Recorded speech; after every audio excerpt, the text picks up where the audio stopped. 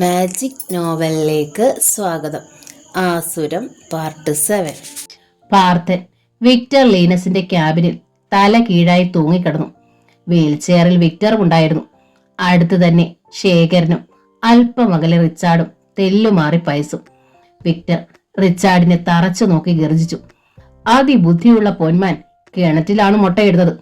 Richard, നിനക്കും അതാണ് പറ്റിയത്. വിഷ്ണുവിനെ കയ്യിൽ കിട്ടിയിട്ട് നിനക്കൊരു ചുക്കും ചെയ്യാനായില്ല. വിക്ടറെ സഹായിക്കാനാണ് നീ എത്തിയത്.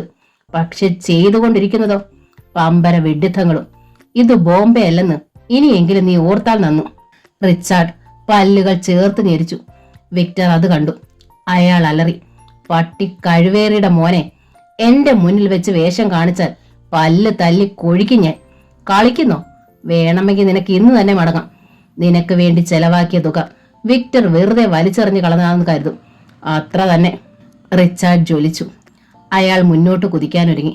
ശേഖരൻ റിച്ചാർഡിനെ വട്ടം പിടിച്ചു. റിച്ചാർഡ് അലറി, കളിക്കരുത്, കഴുത്ത് കണ്ടിച്ച് വലിച്ചെറിയും ഞാൻ. വിക്ടർക്കെതിരെ, അതിന് നീ ഇനി ഒരു ജന്മം കൂടി എടുക്കേണ്ടി വരും. നിനക്ക് എന്ത് വരാനുണ്ട് പറഞ്ഞോ? റിച്ചാർഡ് അലറി. റിച്ചാർഡ് ജോലി ചെയ്തിട്ടേ കൂലി വാങ്ങിയിട്ടുള്ളൂ ഇതുവരെ. ജോലി? വിക്ടർ നീട്ടിത്തുപ്പി. എവിടെ വിഷ്ണു? കുറെ നാളായല്ലോ നാക്കുകൊണ്ടുള്ള കസർത്ത് കാണാൻ തുടങ്ങിയിട്ട്. റിച്ചാർഡ് മുന്നോട്ട് കുതിച്ചു. ആർക്കും തടയാൻ കഴിയുന്നതിന് മുമ്പ് അയാൾ വീൽചെയറിന്റെ ചക്രത്തിൽ ആഞ്ഞു തൊഴിച്ചു. വീൽചെയർ ചുവരിൽ ചെന്നിടിച്ചു. റിച്ചാർഡ് അലറി, അധികം വിളയരുത്, നാക്ക് വിഴുതെടുക്കും ഞാൻ. റിച്ചാർഡിനോട് കളിച്ചാൽ കളി പഠിപ്പിക്കും. Victor revolver കടന്നെടുത്തു. മിന്നലിന്റെ വേഗതയിൽ റിച്ചാർഡ് അത് തട്ടിത്തെറിപ്പിച്ചു. വിക്ടർ, ഞാനാണ് പറയുന്നത്. റിച്ചാർഡ്, ചെവിക്ക് നുള്ളിക്കോ. വിഷ്ണുവിനെ തീർത്തിട്ട് ഞാൻ തിരിച്ചു വരും. വിഷ്ണുവിനെ അവസാനിപ്പിക്കുന്നത് നിനക്ക് വേണ്ടിയല്ല, എനിക്ക് വേണ്ടി. എല്ലാ കണക്കുകളും തീർത്തിട്ടെ ഈ റിച്ചാർഡ് തിരിച്ചു പോകൂ. ഒരു കൊടുങ്കാറ്റ് പോലെ അയാൾ ക്യാബിനിൽ നിന്ന് പുറത്തു തള്ളി ഇറങ്ങി. മുറിയിൽ മൗനം കനത്തു നിന്നു. ശേഖരൻ മെല്ലെ പറഞ്ഞു, അവനൊരു വിശപ്പാമ്പാണ്, നോവിച്ചു വിടേണ്ടിയിരുന്നില്ല. വിക്ടർ ഗർജിച്ചു. താൻ എന്ത് വിചാരിച്ചു? അയാൾ പോയാൽ ഈ വിക്ടറിനൊരു പുല്ലും വരില്ല. പറഞ്ഞ പണി നീറ്റായി ചെയ്തിട്ടാണ് ഇവൻ ഇങ്ങനെ കുരച്ചതെങ്കിൽ വിക്ടർ ക്ഷമിക്കുമായിരുന്നു. വിക്ടർ കിതച്ചു. ശേഖര, വിഷപ്പാമ്പിനെ ഏതായാലും നോവിച്ചു വിടണ്ട. അവനെ കസ്റ്റഡിയിൽ എടുക്കാൻ ഇനി ഒട്ടും താമസിക്കണ്ട. റിച്ചാർഡിനെ ബോംബെയിലേക്കല്ല, പൂജപ്പുരയിലേക്കാണ് അയക്കേണ്ടത്. ശേഖരൻ തലയാട്ടി. എന്നാൽ ഇനി വൈകണ്ട. പോലീസിന് വേഗം മെസ്സേജ് കൊടുത്തിട്ട് വാ. അവനെ എവിടെ കണ്ടാലും അറസ്റ്റ് ചെയ്തേക്കാൻ പറ. അറസ്റ്റ് ചെയ്യാൻ കഴിഞ്ഞില്ലെങ്കിൽ പട്ടിയെ പോലെ എവിടെങ്കിലും വെടിവെച്ചിട്. ശേഖരൻ പുറത്തേക്ക് നടന്നു. ആ പെണ്ണെവിടെയുണ്ട്? ശേഖരൻ നിന്നു. അവളെ ഇവിടെ വേണം. അവളെ കൊണ്ട് ചിലത് പറയാനുണ്ട്. ഇവനെ എനിക്ക് വേണം. ജിപ്സിയിൽ വന്ന് കുറെ വിലസിയതല്ലേ റോഡിലൂടെ പറന്നു നടന്നവൻ. കുറെ നേരം വായുവിൽ ഇങ്ങനെ പറന്നു നടക്കട്ടെ. പാർത്ഥൻ കണ്ണുകൾ മെല്ലെ തുറന്നു. വിക്ടർ അലറി, കണ്ണു തുറന്നല്ലോ, നന്നായി. പയസേ, ഇരുമ്പ് കമ്പി ഹീറ്ററിൽ വെച്ച് പഴിപ്പിക്കും. ഹീറ്റർ ഓണായി. കൂർത്ത മുനയുള്ള ഇരുമ്പ് കമ്പികൾ പയസ് ഹീറ്ററിന് മുകളിൽ വെച്ചു. ക്യാബിൻ ഡോർ ശേഖരൻ തള്ളി തുറന്നു. സുസ്മിത തല്ലി അലച്ചു തറയിലേക്ക് വീണു. വിക്ടർ അലറി ചിരിച്ചു. മുറിയിലെ കൊളുത്തിൽ തൂങ്ങിക്കിടന്ന പാർത്ഥനെ കണ്ട് അവൾ ഞെട്ടിത്തെറിച്ചു. വിക്ടർ അത് കണ്ടു. ഞെട്ടാറായിട്ടില്ല മോളെ, ഇരുമ്പ് കമ്പി പഴുത്തു വരുന്നതേ ഉള്ളൂ. അതിനിടയിൽ ഒന്ന് രണ്ട് ചോദ്യങ്ങൾ രണ്ടുപേർക്കും ഉത്തരം പറയാൻ തടസ്സമൊന്നുമില്ല. ആദ്യത്തെ ചോദ്യം, ആരാണ് ഈ പാർത്ഥൻ? ഇവൻ എന്തിനാ ഈ സിറ്റിയിൽ ചെത്തി നടന്ന് വിക്ടർക്കെതിരെ കളിച്ചത്? സുസ്മിത മിണ്ടിയില്ല. ശേഖരൻ എനിക്കൊരു വാനിറ്റി ബാഗ് തന്നു. അതിനുള്ളിൽ ചില കടലാസുകൾ ഉണ്ടായിരുന്നു. കുറെ വരകളല്ലാതെ അതിൽ മറ്റൊന്നും ഉണ്ടായിരുന്നില്ല. പറ മോളെ, എന്താ നെടുകയും കുറുകയുമുള്ള ആ വരകളുടെ അർത്ഥം? സുകന്യ എന്നൊരു പെണ്ണിനെ പറ്റി എവിടെങ്കിലും കേട്ടിട്ടുണ്ടോ? ഇല്ല അല്ലേ? പാവം പെണ്ണ്, ഒന്നും അറിയില്ല. ഹീറ്ററിലെ ഇരുമ്പ് കമ്പി പഴുത്തു ചുവന്നു. പയസേ, പാർത്ഥന് ചെറിയൊരു സമ്മാനം കൊടുത്തോ? ഇപ്പൊ ഈ പെണ്ണ് പാവം പെണ്ണ് എന്തെങ്കിലുമൊക്കെ പറയും. പയസ് ഇരുമ്പ് കമ്പിയുമായി പാർത്ഥന്റെ നേരെ ചെന്നു. വിക്ടർ ചിരിച്ചു. പാർത്ഥ കുട്ട, ഒന്ന് പറഞ്ഞേ മോനെ, എന്തിനാ ഈ പാവം വിക്ടറുടെ അതിർത്തിയിലെ ലക്ഷ്മണരേഖ താണ്ടിയത്? പാർത്ഥന്റെ കണ്ണുകൾ ഭയം കൊണ്ട് ഉരുണ്ടു. വാനിറ്റി ബാഗിൽ നിന്ന് കിട്ടിയ കടലാസിൽ ആരുടെ തലയിലെഴുത്താ മോനെ? പഴുപ്പിച്ച ഇരുമ്പ് കമ്പിയിലേക്ക് അയാൾ ഭയത്തോടെ നോക്കി. ഞാൻ എനിക്ക് എനിക്ക് ഞാൻ എനിക്ക് പറഞ്ഞോളൂ കുട്ടാ. എനിക്കറിയില്ല, ഒന്നും അറിയില്ല. പയസേ, സമ്മാനം. വിക്ടർ അലറി. ഇരുമ്പ് കമ്പി പാർത്ഥന്റെ പുറത്താഞ്ഞമർന്നു. കൊളുത്തിൽ തൂങ്ങിക്കിടന്ന് പാർത്ഥൻ പിടഞ്ഞു. അയാൾ അലറി വിളിച്ചു. വിക്ടർ ചിരിച്ചു. എനിക്കൊരു മകനുണ്ടായിരുന്നു, ഏലിയാസ്. നടു റോഡിൽ കിടന്ന് അവന് ഇതുപോലെ അലറി വിളിച്ചത്. എന്റെ മോനെ നീ കൊന്നില്ലേ പാർത്ഥ? ഞാനല്ല, എനിക്കൊന്നും അറിയില്ല. പയസേ, സമ്മാനം നെഞ്ചിൽ. പയസ് രണ്ടാമത്തെ കമ്പിയും കടന്നെടുത്തു. പാർത്ഥന്റെ കണ്ണുകൾ ചേർത്തടച്ചു. പഴുപ്പിച്ച ഇരുമ്പ് കമ്പി പാർത്ഥന്റെ നെഞ്ചിൽ ആഞ്ഞമർന്നു. പാർത്ഥൻ വീണ്ടും അലറി വിളിച്ചു. നെഞ്ചിലെ മാംസം കരിഞ്ഞ് പുള്ളിയടർന്നു. സുസ്മിത കൈകൊണ്ട് മുഖം പൊത്തി. കഴിഞ്ഞിട്ടില്ല മോളെ, എല്ലാം തുടങ്ങാൻ പോകുന്നതേ ഉള്ളൂ. 1 മണിക്കൂർ സമയം തരാം എല്ലാം തുറന്നു പറയാൻ. രണ്ടുപേരും കൂടി ആലോചിച്ച് പറഞ്ഞാൽ മതി. കുറച്ച് ജോലികൾ കൂടി ബാക്കിയുണ്ട്. ഇതുപോലെ തൂക്കിയിടാൻ ലിസ്റ്റിൽ ഇനിയുമുണ്ട് 2 പേർ, വിഷ്ണു പിന്നെ ഗോദവർമ്മ. 1 മണിക്കൂറിനുള്ളിൽ അവരെയും തപ്പിപ്പിടിക്കണം. പയസേ, വാതിൽ പൂട്ടിയേക്ക്. Wheel chair ചലിച്ചു. വിക്ടറും പയസും പുറത്തു വന്നു. പയസ് ഡോർ അടച്ചു. താക്കോൽ താഴിൽ തിരിഞ്ഞു. സുസ്മിത തറയിൽ മുഖം അമർത്തി കിടന്നു. അവൾ ആശയോടെ ചെവിയോർത്തു. ഒരു കാറ്റിന്റെ സീൽക്കാരം ഉയരുന്നുണ്ടോ? ഈ ബംഗ്ലാവിന് പുറത്ത് കാറ്റിൽ മരങ്ങൾ ആടി ഉലയുന്നുണ്ടോ? ഒരേ ഒരാൾക്ക് മാത്രമേ ഇനി പാർത്ഥനെ രക്ഷിക്കാനാവൂ. ഓർക്കാപ്പുറത്തെത്താറുള്ള ആ 2ാം വ്യക്തിക്ക് മാത്രം. ഒരിക്കൽ വന്നെത്തിയിട്ട് നിരാശനായി തിരിച്ചു പോകേണ്ടി വന്ന ആ 2ാം വ്യക്തി ഇനിയും വരുമോ? സുസ്മിത കാതോർത്തു. സുസ്മിതയുടെ അച്ഛൻ പൊട്ടിത്തെറിച്ചു. നിങ്ങൾ എന്തിനാണ് ഇങ്ങോട്ട് വന്നത്? എന്റെ മനസമാധാനം തകർക്കാനോ? എന്റെ മോളെ കൊലയ്ക്ക് കൊടുക്കാനോ? നന്ദിനിക്കുട്ടിയും സുകന്യയും നടുങ്ങി നിന്നു. നിങ്ങൾക്കറിയാമോ, സുസ്മിത എവിടെയുമില്ല. അവളെ അറസ്റ്റ് ചെയ്തിട്ടില്ലെന്നാണ് പോലീസ് പറയുന്നത്. പറയൂ, അവൾ എവിടെയുണ്ട്? നന്ദിനിക്കുട്ടി വിതുമ്പി. ഞങ്ങൾക്കൊന്നും അറിയില്ല. ആരാണ് പാർത്ഥൻ? സുസ്മിതയുമായി അവൻ എന്തു ബന്ധം? സുകന്യ മെല്ലെ തേങ്ങി. നന്ദിനിക്കുട്ടി പൊട്ടിക്കരഞ്ഞു. ഞങ്ങൾക്കറിഞ്ഞൂടാ, ഒന്നും അറിഞ്ഞൂടാ. സുസ്മിതയുടെ അച്ഛൻ നന്ദിനിക്കുട്ടിയുടെ എയർ ബാഗ് വലിച്ചെടുത്ത് പുറത്തേക്കെറിഞ്ഞു. ഇനി ഇവിടെ നിൽക്കണ്ട, എങ്ങോട്ടാന്ന് വെച്ചാൽ പൊയ്ക്കോ. അയാൾ നന്ദിനിക്കുട്ടിയെ തള്ളി പുറത്താക്കി. സുകന്യ മെല്ലെ പുറത്തിറങ്ങി. അവർക്ക് പിന്നിൽ വാതിലടഞ്ഞു. സുകന്യ നന്ദിനിക്കുട്ടിയുടെ മാറിൽ തല ചേച്ച് പൊട്ടിക്കരഞ്ഞു. അദ്ദേഹം പറഞ്ഞത് ശരിയാണ് മോളെ, നമുക്ക് നാട്ടിലേക്ക് തന്നെ തിരിച്ചു പോകാം. സുകന്യ നടുങ്ങി. അവൾ വിറയലോടെ തിരക്കി. വിക്ടർ? നന്ദിനിക്കുട്ടി കണ്ണുകൾ തുടച്ചു. ഈ അമ്മ ഒരു തീരുമാനമെടുത്തു കഴിഞ്ഞു. മോൾ അമ്മയെ അനുസരിക്കണം. സുകന്യ മുഖമുയർത്തി. നന്ദിനിക്കുട്ടി അവളുടെ കണ്ണുകൾ തുടച്ചു കൊടുത്തു. വലിയ വലിയ ആളുകൾ നമ്മളെ എപ്പോഴും ഓർക്കാൻ സമയമുണ്ടായി എന്ന് വരില്ല. സുജാത നമ്മളെ ഇവിടെ കൊണ്ടാക്കിയിട്ട് അവളുടെ ഭാരം ഒഴിവാക്കി. വിഷ്ണുവും നിന്നെ ഓർക്കാനിടയില്ല. ഒരാഗ്രഹമേ മനസ്സിൽ ശേഷിച്ചിട്ടുള്ളൂ, നിന്റെ അച്ഛനെ ഒരു നോക്ക് കാണാൻ മാത്രം. കിട്ടാത്തതൊന്നും ആഗ്രഹിക്കരുത്. മരിക്കുന്നതും ഒരുമിച്ച് തന്നെ വേണം. നിന്നെ ഒറ്റയ്ക്കാക്കിയിട്ട് ഏതായാലും അമ്മ പോവില്ല. നാട്ടിലെ നമ്മുടെ കൊച്ചു വീട്ടിൽ ഒരു രാത്രി, ഒരേ ഒരു രാത്രി ആവട്ടെ അത്. പിറ്റേന്ന് അലറിക്കുതിച്ചെത്തുന്ന അയാൾക്ക് കണി കാണാൻ 2 ശവശരീരങ്ങൾ അവിടെ ഉണ്ടാവും. സുകന്യ അമ്മയുടെ തോളിൽ മുഖം അമർത്തി. മരിക്കാൻ മടിയുണ്ടായിട്ടല്ല. അതിനു മുമ്പ് സുകന്യ നിർത്തി. നന്ദിനിക്കുട്ടി മകളെ സാഗൂതം നോക്കി. അതിനു മുമ്പ് ഒരാഗ്രഹം ബാക്കിയുണ്ട്. വിഷ്ണുവേട്ടനെ ഒരിക്കലൊന്ന് കാണണം. അടുത്തു നിന്നല്ല, വളരെ ദൂരെ നിന്ന്. എന്നെ മറക്കാൻ പാകത്തിൽ ഞാൻ എന്ത് തെറ്റാ ചെയ്തതെന്ന് സുജാതയോടൊന്ന് തിരക്കണം. കഴിഞ്ഞു. സുകന്യ ഇനി മറ്റൊന്നും ആശിക്കില്ല. നന്ദിനിക്കുട്ടി സുകന്യയുടെ കണ്ണുകൾ തുടച്ചു കൊടുത്തു. അവർ ബസ് സ്റ്റാൻഡിലേക്ക് നടന്നു. പയസ് ക്യാബിൻ റോഡ് മെല്ലെ തുറന്നു. സുസ്മിത അപ്പോഴും തറയിൽ മുഖം അമർത്തി തേങ്ങുകയായിരുന്നു. പാർത്ഥൻ അബോധാവസ്ഥയിൽ നിന്നും ഇനിയും ഉണർന്നിട്ടില്ല. സുസ്മിതയുടെ ഇടതൂർന്ന തലമുടിയിലേക്ക് പയസ് കൊതിയോടെ നോക്കി. ഡാഡി ഇനിയും വന്നിട്ടില്ല. പാർത്ഥന് 1 മണിക്കൂർ സമയം കൊടുത്തിട്ടുണ്ടല്ലോ. ഇനിയുമുണ്ട് 1/2 മണിക്കൂർ. ഡാഡി വിഷ്ണുവിനെ തിരയുകയാവും. വിഷ്ണുവിനെ കിട്ടിയില്ലെങ്കിലും ഗോദവർമ്മയെങ്കിലും കൊണ്ടുവരാതിരിക്കില്ല. ശേഖരൻ അങ്കിൾ റിച്ചാർഡിന്റെ പുറകെയുണ്ട്. അതാ ഡാഡിയോടൊപ്പമോ അതിനിടയിൽ ഈ പെണ്ണിനോടൊത്ത് അല്പം. പയസ് പുഞ്ചിരിച്ചു. ഡാഡി അറിയില്ല. അറിഞ്ഞാലും കുഴപ്പമൊന്നും വരാനില്ല. മകന്റെ അമിത സ്വാതന്ത്ര്യം വകവെച്ച് തരാതിരിക്കില്ല. അയാൾ അകത്ത് കടന്നു. Cabin door വലിച്ചടച്ചു.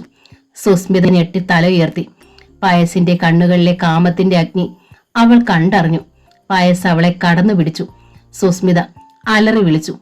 പയസ് അവളുടെ വായി പൊത്തിപ്പിടിച്ചു. പയസിന്റെ ആലിംഗനത്തിൽ അമർന്നു സുസ്മിത ഞെരിഞ്ഞു. അവൾ പിടഞ്ഞു. എന്നെ വിടൂ, എന്നെ വിടൂ, പാർത്തേട്ടാ, പാർത്തേട്ടാ. പയസ് ചിരിച്ചു. പിന്നെ അവളുടെ ചുണ്ടിലമർത്തി ഉമ്മ വെച്ചു. സുസ്മിത പൊളഞ്ഞു. പാർത്തേട്ടാ, അവൾ അലറി വിളിച്ചു. ബോധത്തിന്റെയും അബോധത്തിന്റെയും തുരുത്തിലെവിടെയോ വെച്ച് പാർത്ഥന്റെ മനസ്സുണർന്നു. ഒരു ചെറു കാറ്റ് പുറത്തെവിടെയോ ചൂളം വിളിച്ചു. ജനൽ കർട്ടനുകൾ മെല്ലെ മെല്ലെ ചലിക്കാൻ തുടങ്ങി. കൊളുത്തിൽ തൂങ്ങിക്കിടന്ന പാർത്ഥൻ കാറ്റിൽ മെല്ലെ മെല്ലെ ഉലയാൻ തുടങ്ങി. സുസ്മിത ഉറക്കെ ഉറക്കെ അലറി. വിക്ടറുടെ ബംഗ്ലാവിന് പുറത്ത് കാറ്റ് ഉറക്കെ ഉറക്കെ ചൂളം കുത്തി. അതൊരു വലയമായി ബംഗ്ലാവിനെ പൊതിഞ്ഞു. സുസ്മിത പയസിന്റെ കയ്യിൽ കിടന്ന് അപ്പോഴും പിടയ്ക്കുകയായിരുന്നു. പാർത്ഥൻ കണ്ണുകൾ തുറന്നു. ആ കണ്ണിലേക്കൊരു തീപ്പൊരി പാറി വന്നു. അവിടെ കിടന്നത് കത്തി. സുസ്മിതയുടെ കൈകൾ കത്തി നിന്നിരുന്ന ഹീറ്ററിൽ കൊണ്ടു. അവളുടെ കൈ പൊള്ളി. പെട്ടെന്ന് അവളുടെ കണ്ണുകളിലേക്ക് പൈശാചികമായൊരു തിളക്കം കടന്നു വന്നു. നിമിഷത്തിന്റെ വേഗതയോടെ അവൾ ഹീറ്റർ കടന്നെടുത്തു. പയസിന്റെ പുറത്ത് ഒരു അഗ്നികുണ്ഡ മാളി. പയസ് പിടഞ്ഞു. സുസ്മിത ഹീറ്റർ പുറത്ത് അമർത്തി പിടിച്ചു. മാംസം കരിഞ്ഞ മണം മുറിയിൽ പരന്നു. പയസിന്റെ കൈകൾ അഴിഞ്ഞു. അയാൾ തറയിൽ കിടന്ന് കൈകാലിട്ടടിച്ചു. സുസ്മിത കുതിച്ചെഴുന്നേറ്റു. അവൾ തറയിൽ നിന്ന് ഇരുമ്പ് കമ്പിയെടുത്ത് ഹീറ്ററിൽ വെച്ചു.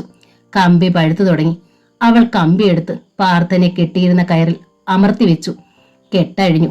അവൾ പാർത്ഥനെ താങ്ങി പിടിച്ചു. പാർത്ഥൻ ഇരുമ്പ് കമ്പി സുസ്മിതയുടെ കയ്യിൽ നിന്ന് പിടിച്ചെടുത്തു.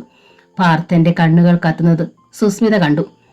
ആ ഇരുമ്പ് കമ്പി പയസിന്റെ നെഞ്ചിൽ അമർന്നു. പയസ് ഒന്നു പിടഞ്ഞു. മുറിവിൽ നിന്നും രക്തം പുറത്തേക്ക് പൂക്കുറ്റി പോലെ ചീറ്റി. പാർത്ഥേട്ടാ, സുസ്മിത വിളിച്ചു. അയാൾ മിണ്ടിയില്ല. പുറത്ത് കാറ്റിന്റെ ശക്തി കൂടി കൂടി വന്നു. അയാൾ കണ്ണുകൾ പലവട്ടം ചിമ്മി തുറന്നു. പാർത്ഥൻ ഇരുമ്പ് കമ്പി ആഞ്ഞു വീശു. വിക്ടറുടെ ക്യാബിനിലെ കണ്ണാടി ജനൽ ഉടഞ്ഞു ചിതറി. പാർത്ഥൻ സ്റ്റെയർ കേസിലൂടെ നീങ്ങി. കണ്ണിൽ കണ്ടതെല്ലാം അയാൾ തകർത്തെറിഞ്ഞു. ഹാളിലെ ടെലിവിഷൻ സെറ്റ് അങ്ങനെ തന്നെ പാർത്ഥൻ പൊക്കിയെടുത്ത് തറയിലേക്ക് എറിഞ്ഞു. വാച്ച്മാൻ ഓടിയെത്തി. ഇരുമ്പ് കമ്പി ഒരിക്കൽ കൂടി ഉയർന്നു താണു. വാച്ച്മാൻ പെടഞ്ഞു വീണു. ഷോക്കേസിന് നേരെ ഇരുമ്പ് വടി നീണ്ടു. കണ്ണാടി ചില്ലുകൾ മുറിയിൽ ചിതറി വീണു. പാർത്ഥേട്ടാ, സുസ്മിത ഓടിയെത്തി. പാർത്ഥൻ അവളെ ശ്രദ്ധിച്ചതുപോലുമില്ല. അയാൾ ബംഗ്ലാവ് തല്ലി തകർക്കുന്ന തിരക്കിലായിരുന്നു. പാർത്ഥൻ പുറത്തു കടന്നു. ബംഗ്ലാവ് അപ്പോഴേക്ക് യുദ്ധം കഴിഞ്ഞ പടനിലം പോലെ മാറിയിരുന്നു. പുറത്ത് വിക്ടറുടെ 4 കാറുകൾ ഉണ്ടായിരുന്നു. കാറുകളിലേക്ക് പാർത്ഥൻ പകയോടെ നോക്കി. അയാൾ അങ്ങോട്ട് നടന്നെടുത്തു. സുസ്മിത ഭയന്ന് വിറച്ച് എല്ലാം നോക്കി കാണുകയായിരുന്നു. അതെല്ലാം ചെയ്യുന്നത് പാർത്ഥനല്ലെന്ന് അവൾക്ക് ഉറപ്പായി കഴിഞ്ഞിരുന്നു. ആ 2ാം വ്യക്തി കടന്നു വന്നു കഴിഞ്ഞു. ഏതു നിമിഷവും വിക്ടർ എത്താം. അയാളുടെ റിവോൾവറിൽ നിന്നുള്ളൊരു ബുള്ളറ്റ് മതി പാർത്ഥേട്ടനെ അവസാനിപ്പിക്കാൻ. ഒരു നിമിഷമേ അവൾ ചിന്തിച്ചു നിന്നുള്ളൂ. സുസ്മിത പുറത്തേക്ക് കുതിച്ചു. കുതിക്കുന്നതിനിടയിൽ കാറിന്റെ ചില്ലുകൾ തകരുന്ന ശബ്ദം അവൾ കേട്ടു. ഹോട്ടലിലെ AC സ്യൂട്ടിൽ അസ്വസ്ഥനായ റിച്ചാർഡ് നിന്നു. അയാൾ പല്ലുകൾ ചേർത്ത് ഞെരിച്ചു. ആദ്യം വിഷ്ണു, പിന്നെ വിക്ടർ. റിച്ചാർഡ് ഇതുവരെ തോറ്റിട്ടില്ല. അത് ചരിത്രമാണ്. തോറ്റു തലകുനിച്ചു നിൽക്കുന്ന റിച്ചാർഡിനെ ധാരാവി ഒരിക്കലും സ്വീകരിക്കില്ല. വിളിച്ചു വരുത്തി അപമാനിച്ച ഒരു പട്ടിയെ ഇവിടെ ബാക്കി വെച്ചിട്ട് പോകുന്നതിൽ അർത്ഥമില്ല. വിക്ടർ അവസാനിച്ചേ മതിയാവൂ. അതിനു മുമ്പ് വിഷ്ണു. റിച്ചാർഡ് കുപ്പിയുടെ അടപ്പ് തുറന്നു. കുപ്പി അങ്ങനെ തന്നെ എടുത്ത് അയാൾ വായിലേക്ക് കമഴ്ത്തി. വിഷ്ണുവിന്റെ മുഖമാണ് മനസ്സിൽ തെളിയുന്നത്. റിച്ചാർഡിനെ ആദ്യമായി പരാജയത്തിന്റെ കയ്പുനീർ കുടിപ്പിച്ച വിഷ്ണു. അവൻ എപ്പോഴും ജീവിച്ചിരിക്കുന്നല്ലോ. അയാൾ കുപ്പി തറയിലേക്ക് വലിച്ചെറിഞ്ഞു. ചരിത്രം തിരുത്തി എഴുതാൻ വന്ന വിഷ്ണു. റിച്ചാർഡിന്റെ ചരിത്രം. അയാൾ ചിരിച്ചു. പൈശാചികമായി ചിരിച്ചു. എതിരാളികൾ റിച്ചാർഡിന്റെ തോക്കിൻ കുഴലിന് മുന്നിൽ ചൂളി നിന്നിട്ടേ ഉള്ളൂ. ഒരു കൊലയ്ക്ക് അരമണിക്കൂർ. പക്ഷേ ഇവിടെ റിച്ചാർഡ് അസ്വസ്ഥനായി. അയാൾ മേശവലിപ്പിൽ നിന്ന് റിവോൾവർ പുറത്തെടുത്തു. ആ നിമിഷം കോളിംഗ് ബെൽ മുഴങ്ങി. റിച്ചാർഡ് ചെറുതായെന്ന് നടുങ്ങി. ആരാവും? ശത്രുക്കളാണോ? റിച്ചാർഡിന് ഇവിടെ മിത്രങ്ങളില്ലല്ലോ. അയാൾ മെല്ലെ ചിരിച്ചു. വരട്ടെ, ആരായാലും വരട്ടെ. വിക്ടർ ആവില്ല. 2 കാലുമില്ലാത്ത ആ ബാസ്റ്റേഡിന് തൊങ്ങിച്ചാടി ഇവിടെ വരാൻ എത്താനാവില്ല. പിന്നെ വിഷ്ണു. റിച്ചാർഡിന്റെ പെരുവിരലിലൂടെ ഒരു പെരുപ്പ് കയറി. അയാൾ ചെറുതായെന്ന് വിറച്ചു. അയാൾ പെട്ടെന്ന് കുളിമുറിയിലേക്ക് കയറി. വെന്റിലേറ്ററിലെ ഗ്ലാസ് മെല്ലെ ഊരിയെടുത്തു. തല പുറത്തേക്കിട്ട് അയാൾ ചുറ്റും ശ്രദ്ധിച്ചു. റിച്ചാർഡ് നടുങ്ങി. ഹോട്ടൽ പോലീസ് വളഞ്ഞിരിക്കുന്നു. റിച്ചാർഡ് പല്ലുകൾ ചേർത്ത് ഞെരിച്ചു. ശേഖരൻ, അവൻ പണി പറ്റിച്ചിരിക്കുന്നു. ലിസ്റ്റിൽ ഓർക്കാൻ വിട്ടുപോയൊരു പേരുകൂടിയുണ്ട്, ശേഖരൻ. മുറിക്ക് പുറത്ത് അപ്പോൾ പോലീസാണ്. റിച്ചാർഡിന് ചിരി വന്നു. ബോംബെ പോലീസിന് തന്റെ തലമുടി നാരിഴ പോലും സ്പർശിക്കാനായില്ല. പിന്നെയല്ലേ റിച്ചാർഡിന്റെ ബുദ്ധി പ്രവർത്തിക്കാൻ തുടങ്ങി. തൊട്ടപ്പുറത്തെ മുറിയിൽ ഏതോ പഞ്ചാബി കുടുംബമാണ് താമസിക്കുന്നത്. സിറ്റ് ഔട്ടുകൾ തമ്മിൽ വേർതിരിച്ചിരിക്കുന്നത് ഒരു ചുവരുകൊണ്ടാണ്. റിച്ചാർഡ് ഒറ്റ കുതിപ്പിന് സിറ്റ് ഔട്ടിലെത്തി. അയാൾ അരമതിലിന്റെ ചുവരിൽ പറ്റിച്ചേർന്ന് കിടന്നു. കൈ മെല്ലെ മെല്ലെ ചലിപ്പിച്ചു. അയാൾ സിറ്റ് ഔട്ടിൽ പിടുത്തം കെട്ടി. റിച്ചാർഡ് അങ്ങോട്ട് കുതിച്ചു ചാടി. സിറ്റ് ഔട്ടിലേക്കുള്ള വാതിൽ അടച്ചിരുന്നു. റിച്ചാർഡ് റിവോൾവർ പുറത്തെടുത്തു. പിന്നെ വാതിലിൽ മെല്ലെ തട്ടി. വാതിലിന്റെ കൊളുത്ത് നീങ്ങുന്ന ശബ്ദം കേട്ടു. വാതിൽ തുറന്ന് പുറത്തു വന്നത് ഒരു സർദാർജിയാണ്. ഒറ്റ കുതിക്ക് റിച്ചാർഡ് അയാളെ കടന്നു പിടിച്ചു വായ് പൊത്തി. റിവോൾവർ അയാളുടെ നെഞ്ചിൽ അമർത്തി റിച്ചാർഡ് ഗർജിച്ചു, "don't move, I will shoot you." സർദാർജിയുടെ കണ്ണുകൾ ഭയം കൊണ്ട് പുറത്തേക്കുന്തി. അയാൾ അനങ്ങിയില്ല. 10 മിനിറ്റിന് ശേഷം കോട്ട് ധരിച്ച ഒരു തലപ്പാവുകാരൻ ആ മുറിയിൽ നിന്നിറങ്ങി പുറത്തേക്ക് വന്നു. റിസപ്ഷനിലെത്തി പുറത്തു കൂടിയിരുന്ന പോലീസുകാരോട് അയാൾ തിരക്കി, "ക്യാ ക്യാ ബാത്?" "നത്തിങ്." പോലീസുകാർ അങ്ങനെ പറഞ്ഞപ്പോൾ റിച്ചാർഡ് ചിരിച്ചുപോയി. അവർക്കിടയിൽ അയാൾ ശേഖരനെ പരുതി. കണ്ടില്ല. DIG ശേഖരൻ ഫ്ളാറ്റിനുള്ളിൽ ആ പ്രധാന മെട്ട മെസ്സേജും കാത്തിരിക്കുകയായിരുന്നു. ഏത് നിമിഷവും ആ വാർത്ത എത്താം. റിച്ചാർഡ് കീഴടങ്ങിയ വാർത്ത. എതിർക്കാൻ ശ്രമിച്ചാൽ അവർ അവിടെ തന്നെ അവനെ വെടിവെച്ചിടും. ഇരുതലയ്ക്കും മൂർച്ചയുള്ള വാളാണ് അയാൾ. ആരോടും കടപ്പാടില്ലാത്ത അയാളെ ജീവിക്കാൻ അനുവദിച്ച വിക്ടർ ലീനസും താനും ബാക്കിയുണ്ടാവില്ല. മാത്രമല്ല, വിക്ടറുടെ ഒട്ടേറെ രഹസ്യങ്ങൾ ഇപ്പോൾ അവൻ അറിയുകയും ചെയ്യാം. വിക്ടർ എവിടെയാണ്? ബംഗ്ലാവിൽ ഫോൺ ശബ്ദിച്ചു. പാർത്ഥനെയും ആ പെണ്ണിനെ അയാൾ വകവരുത്തി കാണുമോ? അങ്ങോട്ട് പോകാം, വരട്ടെ. അതിനു മുമ്പ് റിച്ചാർഡ് തീർന്നു കിട്ടണമല്ലോ. പുറത്ത് ബെൽ ശബ്ദിച്ചു. ശേഖരൻ പുഞ്ചിരിച്ചു. റിച്ചാർഡ് ആയിട്ടുണ്ടാവും. ശേഖരൻ വാതിൽ തുറന്നു. പെട്ടെന്ന് അയാൾ ഞെട്ടി പുറകോട്ട് മാറി. പുറത്ത് കണ്ണിൽ തീയരിച്ച് വിഷ്ണു നിൽക്കുന്നുണ്ടായിരുന്നു. തോളിൽ ഒരു എയർ ബാഗ്. പോലീസ് അറിയാതെ ഇവൻ എങ്ങനെ അകത്ത് കടന്നു? ശേഖരന്റെ വായിൽ ഉമിനീർ പറ്റി. അയാൾ ഫോണിന് നേരെ കുതിച്ചു. വിഷ്ണു അനങ്ങിയില്ല. ശേഖരൻ റിസീവർ കടന്നെടുത്ത് ഏതോ നമ്പർ ഡയൽ ചെയ്തു. വിഷ്ണു പുഞ്ചിരിച്ചു. "I am sorry DIG sir, എനിക്ക് ചില വിവരങ്ങൾ അറിയാനുണ്ടായിരുന്നു. അതുവരെ ഫോൺ ശബ്ദിക്കരുതെന്ന് ഞാൻ നിശ്ചയിച്ചു പോയി." വിഷ്ണു അകത്ത് കടന്ന് വാതിലടച്ച് തഴുതിട്ടു. ശേഖരന്റെ മുഖത്ത് വിയർപ്പ് പൊടിഞ്ഞു. വിഷ്ണു ആ ഭാവമാറ്റം കണ്ടു. തന്റെ സംശയം ശരിയാണ്. അന്നത്തെ സർക്കിൾ ശേഖരൻ തന്നെയാണ് ഇപ്പോൾ DIG ആയി മുന്നിൽ നിൽക്കുന്നത്. വിഷ്ണു മെല്ലെ പറഞ്ഞു, please please be seated sir. കുറച്ച് ചോദ്യങ്ങളുണ്ട്. ഷാർപ്പായ ഉത്തരങ്ങളാണ് എനിക്ക് വേണ്ടത്. തുടങ്ങട്ടെ? നീ ആരാണ്? പുറത്തു പോയില്ലെങ്കിൽ I will shoot you. Shekharan അലറി. വിഷ്ണു ചിരിച്ചതേ ഉള്ളൂ. ട്രെയിനിങ് സ്കൂളിൽ വെച്ച് ഗുരുഭൂതന്മാർ എനിക്ക് പകർന്നു തന്നിട്ടുള്ള പാഠങ്ങളിൽ അങ്ങനെയൊന്നില്ലല്ലോ DIG സാർ. പോലീസ് നിയമപാലകരാണ്. ആയുധം അവസാന വാക്കും മാത്രമാണ്. കുറെ ചോദ്യങ്ങൾ ചോദിക്കാൻ മാത്രമെത്തിയ ഒരു പാവം പൗരനെ വെടിവെച്ചു കൊല്ലാൻ IPS-ൽ വകുപ്പുമില്ല. ശേഖരൻ കിതച്ചു. "നിനക്ക് എന്താണ് അറിയേണ്ടത്?" വിഷ്ണു ചിരിച്ചു. "അതാണ് ശരിയായ വഴി. ഇരിക്കൂ DIG സാർ, ഞാനും ഇരിക്കാം." ശേഖരൻ കസേരയിലേക്ക് വീണു. വിഷ്ണു പോക്കറ്റിൽ നിന്ന് റിവോൾവർ പുറത്തെടുത്തു. ശേഖരൻ നടുങ്ങിത്തെറിച്ചു. വിഷ്ണു വീണ്ടും ചിരിച്ചു. ചോദ്യങ്ങൾക്ക് ശരിയായ ഉത്തരം കിട്ടിയാൽ റിവോൾവർ ശബ്ദിക്കില്ല. ആദ്യത്തെ ചോദ്യം. വിഷ്ണു ഇരുന്നു. റിവോൾവറിലേക്ക് നോക്കി ശേഖരൻ വിറച്ചു. DYSP രാമദാസിനെ പരിചയമുണ്ടായിരുന്നോ? ശേഖരൻ ഉമിനീരിറക്കി. ഉണ്ടായിരുന്നു. എങ്ങനെ? അദ്ദേഹം എന്റെ സീനിയർ ആയിരുന്നു. നിങ്ങളന്ന് സർക്കിൾ ഇൻസ്പെക്ടർ ആയിരുന്നു അല്ലേ? അതെ. രാമദാസിന്റെ ബംഗ്ലാവിൽ അദ്ദേഹം കൊല്ലപ്പെട്ടതിനു ശേഷം നിങ്ങൾ എന്തോ തേടിക്കൊണ്ടിരുന്നല്ലോ, എന്തായിരുന്നു അത്? ശേഖരൻ മിണ്ടിയില്ല. രാമദാസിന്റെ അച്ഛനെ തല്ലി ചതയ്ക്കാൻ പാകത്തിൽ വിലയേറിയ ഒന്നായിരുന്നു നിങ്ങൾ തേടിയത്. എന്തായിരുന്നു അത്? ശേഖരൻ വിറങ്ങലിച്ചു. അതൊരു ബ്രീഫ് കേസ് ആയിരുന്നു. എന്തായിരുന്നു അതിനുള്ളിൽ? എനിക്കറിയില്ല. ആരുടേതായിരുന്നു ആ ബ്രീഫ് കേസ്? ശേഖരൻ മിണ്ടിയില്ല. വിഷ്ണു എഴുന്നേറ്റു. ഇനി എന്റെ അവസാനത്തെ ചോദ്യം. DYSP രാമദാസിനെ ആരാണ് കൊല ചെയ്തത്? ആരൊക്കെ അതിന് കൂട്ടുനിന്നോ? അതിലെത്ര പേർ ഇപ്പോൾ ബാക്കിയുണ്ട്?